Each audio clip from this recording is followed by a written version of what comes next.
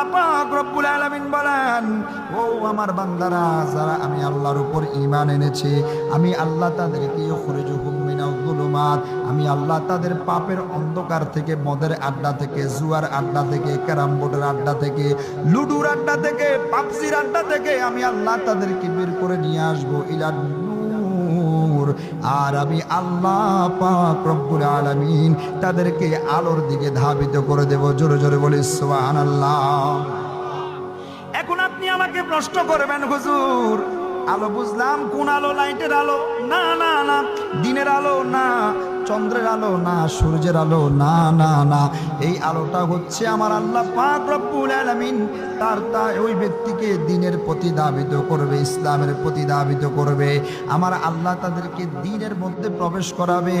আমার আল্লাহ পাক রব্বুল আলামিন যাকে অন্ধকার থেকে বের করবে, আমার আল্লাহ তাকে হেদায়েত দান করবে।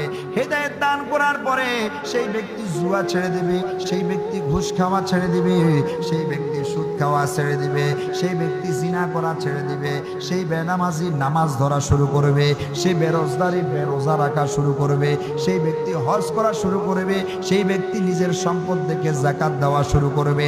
এক কথায় যদি বলি, আমার আল্লাহ পাক রব্বুল আলামিন তাকে পৃথিবীর জমিনে ইসলামিক যত কালচার রয়েছে, কোরআন হাদিস ইজমা কিয়াস অনুযায়ী যত আমল রয়েছে, সব আমলকেই আলোর দিকে, আমলের মাধ্যমে আলোর দিকে ধাবিত করে দেবেন। জোরে জোরে বলি সুবহানাল্লাহ। আরো জোরে বলি সুবহানাল্লাহ। সালাতুন ইয়া রাসূলাল্লাহ